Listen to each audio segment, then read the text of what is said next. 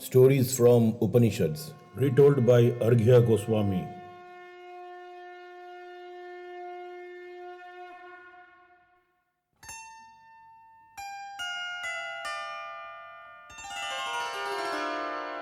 मंगल भवन अमंगल हारी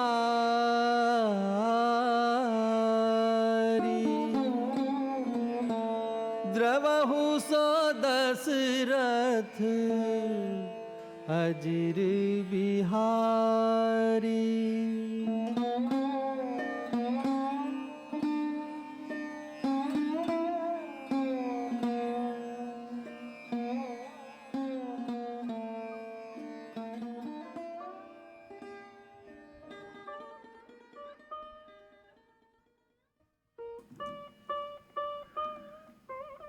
Dear friends, hope you are all doing well. Today I am going to continue the conversation between Lord Sri Ramchandra and Lord Sri Hanuman on Upanishads. This is Adhyaya 2 from Muktika Upanishad. This Adhyaya or chapter contains 18 verses. Hanuman was completely mesmerized by the explanation of different paths of salvation. He wanted to know more. With folded hands, kneeling before Lord Ram, he asked, O Lord, what is jivan mukti? What is Videha mukti? What is the authority therein? What about its perfection? What is the object of such perfection?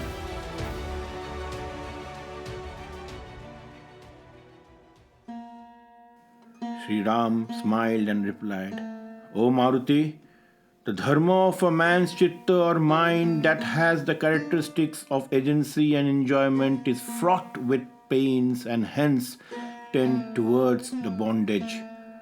Control of chitta or mind is jivana mukti. Videha mukti follows when, through the extinction of prabhadha, the removal of the bodies takes place like the ether in the pot after the latter is broken. The authority of Jivana Mukti and Videha Mukti are 108 Upanishads. It is objects of perfection and is attaining to eternal bliss through the removal of pains of agency, etc. This has to be achieved through human efforts. Like progeny obtained through Putra Kamasti sacrifice, wealth in trade or heaven through Jyotistoma sacrifice, so Jivana Mukti is gained through Samadhi, arising through Vedantic studies and accomplished through human efforts. It has to be won through extinction of all Vaasanaas or desires.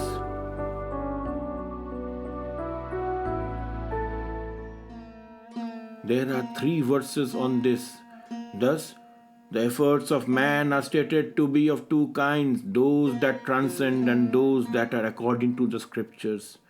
Those that transcend scriptures tend to harm, while those are according to the scriptures tend to reality.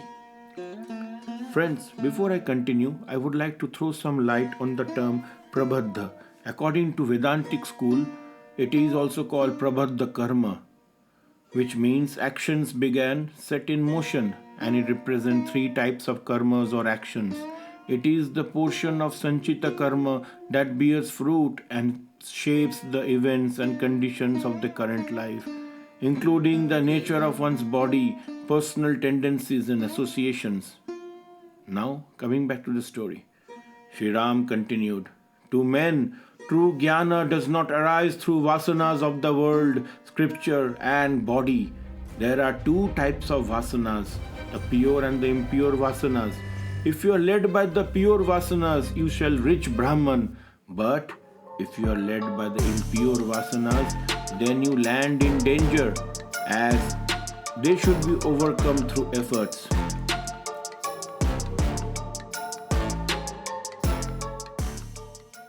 Only through human efforts the impure vasana should be diverted towards the pure path. The impure one has to be transmuted into the pure one, so also the reverse. This chitta or mind has to be fondled through human effort. O Vayuputra, it is only when through means of practice of both vasanas abandon you, you will realize the effects of such practice. Even in the case of doubt, pure vasanas alone should be practiced. Sri Rama continued the explanation to Hanuman. O Vayuputra, there is nothing wrong in increase of pure vasanas, extinction of vasanas, vijnana, that is the understanding and knowledge, and destruction of manas, when practiced together for a long time, regarded to be fruitful. Even after lapse of 100 years, if these are not equally practiced again and again, Brahman cannot be attained. Even if one of these three is practiced for a long time, it will not yield its fruit like an imperfect mantra. Through the practice of these for a long time, firm knots of heart are cut. Without a doubt, like breaking of the threads in the lotus stalk rent in twain, the illusory sansarika vasana that has arisen through the practice of hundreds of lives never perishes, except through the practice of yoga for a long time. Therefore, O Saumya, after having put away to a distance the desires of enjoyment through discriminative human effort, resort to these three alone. The wise men know that the mind associated with vasanas tend to bondage, while the mind freed from vasanas is said to be the emancipated one.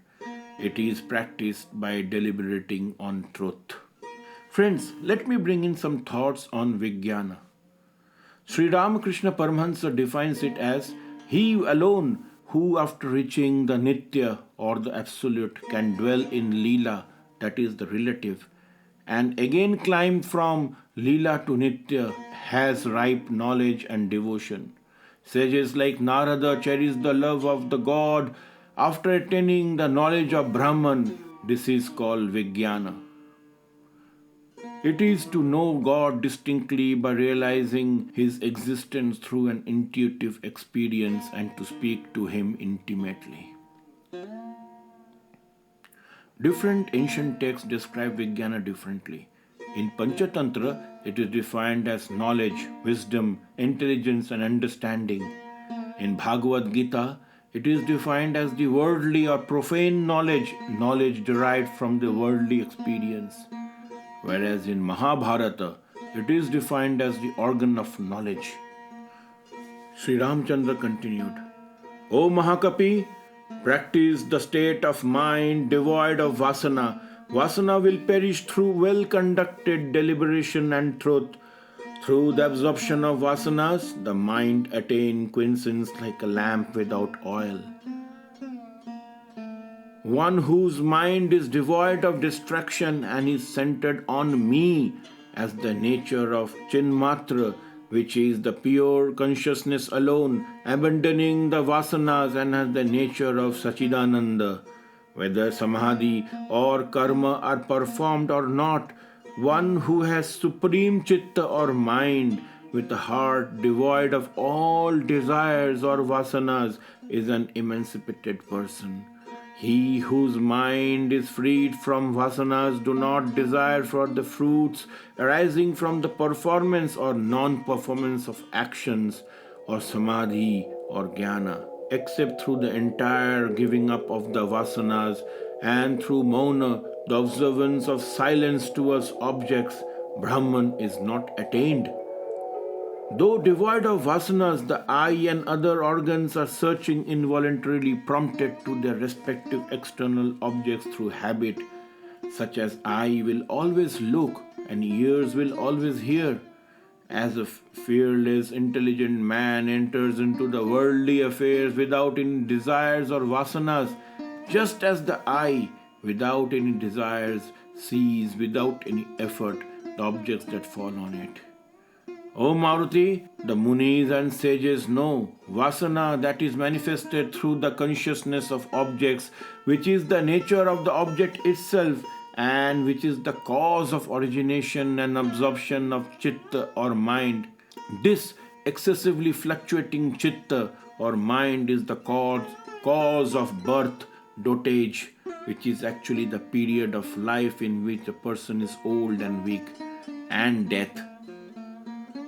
Due to the identification of itself with objects practiced firmly for a long time, like the analogy of the seed and the tree, the vibration of prana arises through vasanas and vice versa, and vasanas through the former. These forming of the seed of chitta or mind to the tree of chitta, there are two seeds, vibration of prana and vasanas. If any one of them perishes, then both will perish. Through the worldly action being done without attachment, through the abandoning of the thought of reality of the universe and conviction of the destructibility of the body, vasanas do not arise. Through the complete giving up of the vasanas, chitta becomes not chitta. Friends, let me pause here a bit and provide you with some more information on chitta. I researched about it and found some interesting concepts from Yoga Sutra, which was composed by the great sage Patanjali. According to the Yoga Sutra, chitta in humans, in which we call as mind, is always fluctuating. Fluctuations in mind are reflection of disequilibrium of the three gunas or three gunas. And they are sattva, that is purity, rajas, that is activity, and tamas, that is dullness, which manifest themselves in form of vrittis or fluctuations of mind. Thus, the purpose of yoga is the cessation or nirodha of the fluctuations of these vrittis of mind or chitta, gives rise to the state of samadhi, where the mind is calm and undisturbed even in the most difficult circumstances. In order to reach such a state of absolute calmness and balance, it is important to first develop an understanding of the different states in which the human mind lies. Yoga Sutra talks about 5 different states of mind, and they are Kshipta or chaotic or most fickle state of mind, Mudha or dull or lazy state of mind, Vishipta or partially focused mind, Ekagra or one-pointed state of mind, Niruddha or fully absorbed state of mind.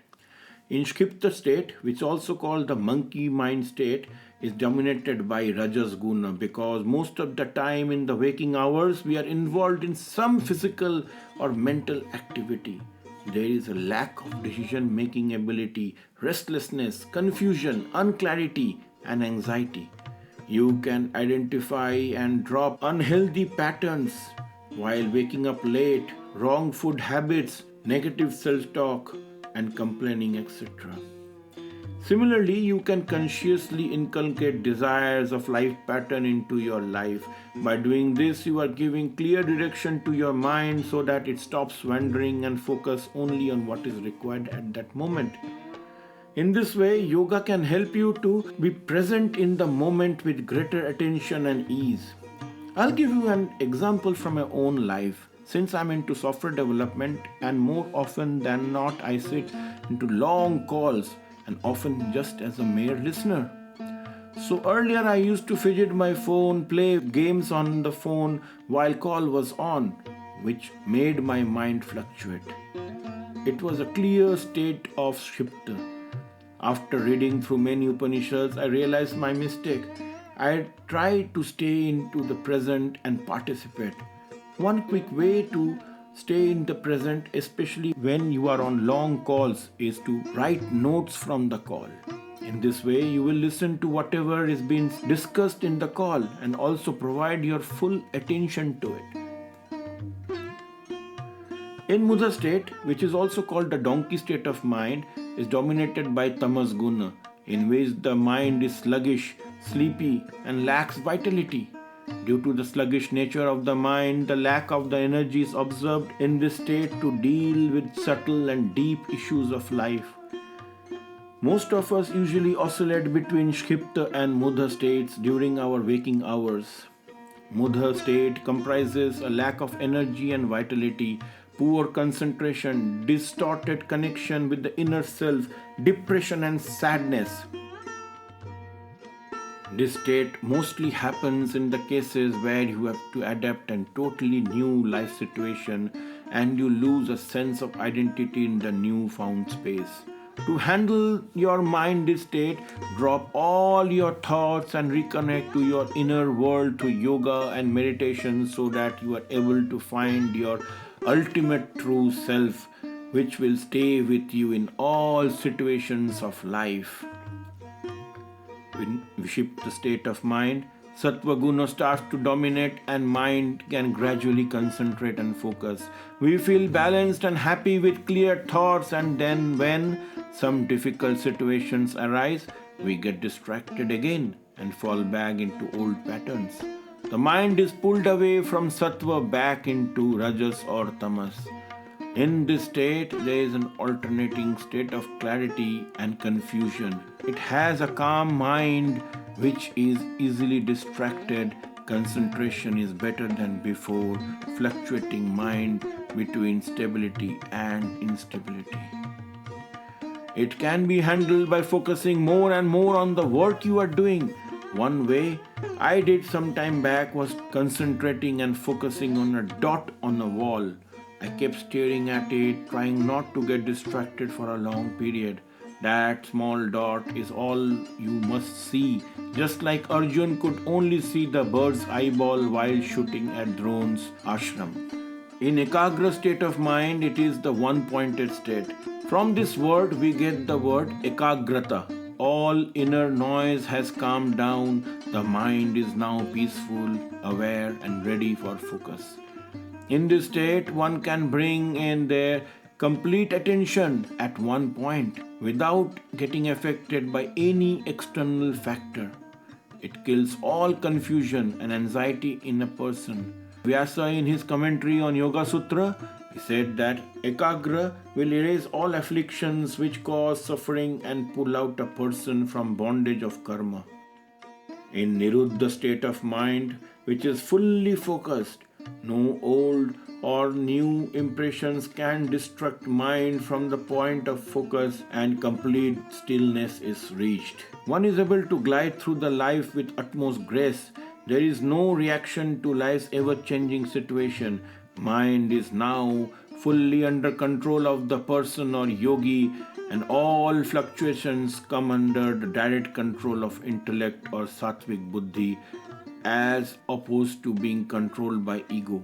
When the man or yogi sustains in the state of Niruddha for a long period, the mind reaches to the state of equilibrium of three gunas, that is sattva, rajas or tamas, which leads to liberation or kaivalya. Now let's get back to the story. Sri Ramachandra continued, when the mind is completely devoid of any vasanas, it dawns into state of mindlessness at a great peace.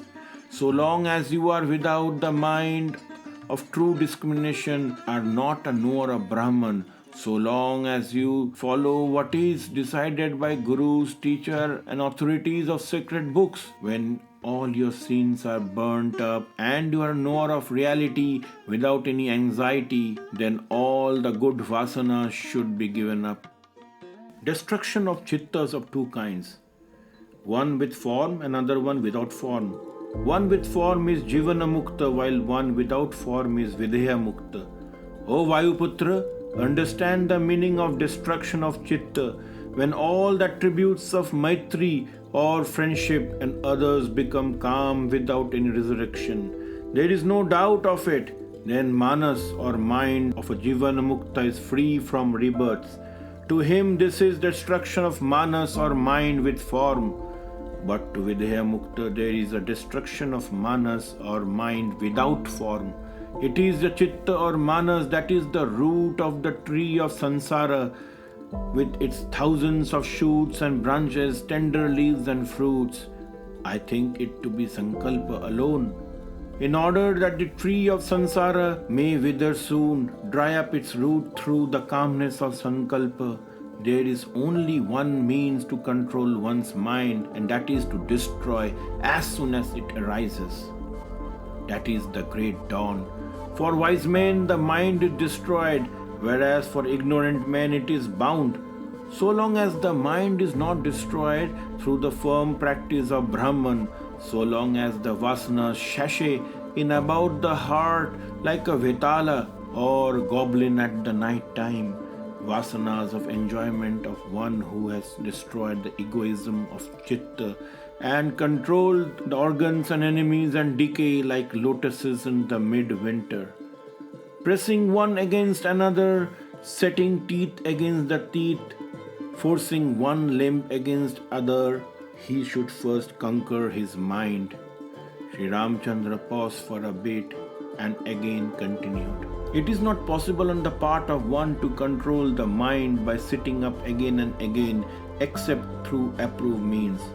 As the vicious rutting elephant is not subjected to control except through compulsion of the Mahut, so the matter of controlling mind and effective means are the attainment of spiritual knowledge, association with the wise, entire abdication of all vasanas and control of pranas.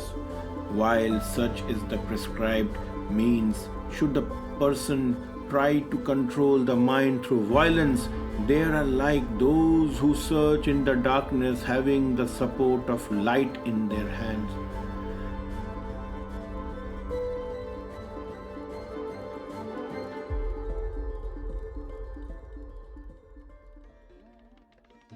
Those who endeavor to control the mind through force are trying to bind a mad elephant with the filaments of a lotus stalk.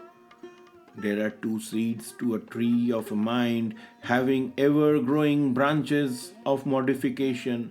One seed is fluctuation of prana, the other one is the firmness of vasanas. All-pervading consciousness or Atman is agitated by fluctuation of prana. Means of dhyana or meditation by which Brahma Jnana is attained through one-pointedness or ekagrata of mind is now imparted to you after duly resolving back the things originated in the universe with all their changes. Meditate upon that which remains, such as Chinmatra or consciousness alone, which is also Chidananda or conscious bliss. The wise men say that the interval experienced by yogis after inspiration and before the next expiration is the internal or antarakumbhaka or retention of breath, while the interval of complete equilibrium after expiration and before the next inspiration is the external or bahya kumbhaka. Through the force of practice of dhyana, the current of the modification of manas devoid of the self, that is Brahmic nature, is said to be samprajanata samadhi, while the mind which with utter calmness of modification confers to supreme bliss is said to be asamaprajannata samadhi. This is dear to the yogis. This state that is devoid of light, manas and buddhi, that is the nature of chit or consciousness, and is styled by the munis atadhyavritti samadhi. That is the samadhi that does not care or require aid of another. It is the plenum above, below, and in samadhi is itself vidhi mukta as sanctioned by the books or Brahman. Sri Ram continued to explain further. The clinging to the objects without previous or subsequent deliberation through intense longing is stated to be vasana. O great Kapi, whatever is meditated upon by a person with ardent impetuosity, without any other vasana, that he soon becomes. A person that is entirely subject to vasana becomes the nature of that, and when he regards this universe as Sat or reality, then he is subjected to delusion. Because of many strong vasana, he does not abandon the nature of universe. The person of wrong vision sees everything under the infatuation like one is deluded. Vasanas are of two kinds, the pure and the impure vasanas. The impure ones are the cause of rebirth, while the pure are the destroyers of it. Impure are said by the wise men to be the nature of intense ajnana associated with great ahankara and rebirth. Of what avail is the chewing again and again of many shastric stories to one that has abandoned the seed of rebirth, having turned it into the burnt one? O Maruti, you should with effort seek the effulgence within. O greatest Vanara, ever after having abandoned the visible and the invisible, is the one alone, is the not a mere nor a Brahman, but Brahman himself. One who has studied 4 Vedas, various books, does not cognize the reality of Brahman, is like the spoon which is ignorant of good taste. Therefore, what other advice of indifference can be imparted to a person that has not attained indifference to the impure vasana of delusion of body? This body is very impure, while the Atman that dwells in it is very pure. When the differences between two are thus known, what then may be is ordained as purification. The bondage of Vasana is the real bondage, while the destruction of Vasana is the salvation. After wholly abandoning the Vasanas, give up the desire for salvation. After first giving up the Vasana of objects dependent on the Vasanas of mind, attract it to the pure Vasanas associated with Maitri or friendship and others. Through engaged in the world with these pure Vasanas, give up them too and retire within the calm desires and become one longing for Chit alone. Then, O Maruti, giving up that also associated as it is with Manas and Buddhi, you may now be left alone and become firm in me in Samadhi. O Vayuputra, always worship Brahman that is destructive of pains without sound, touch, form, decay, taste, destruction or smell, without name and gotra or clan.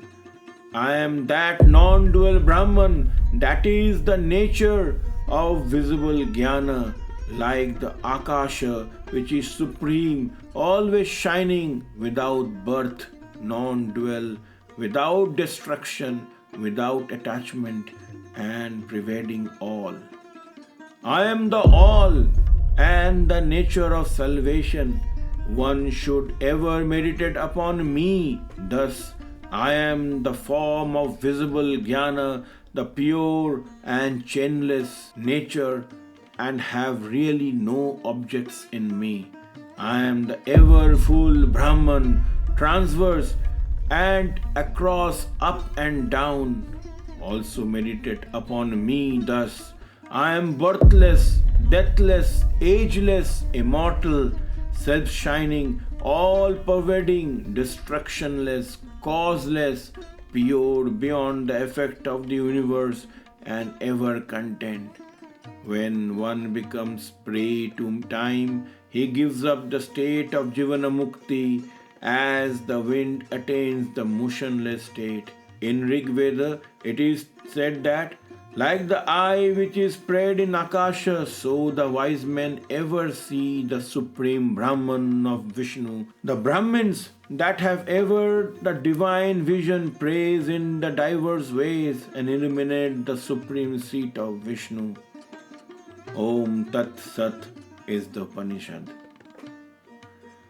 So friends, that was the end of Muktika Upanishad and the conversation between Sri Ramachandra and Lord Hanuman. I hope you enjoyed it. Stories from Upanishads has now got its exclusive website.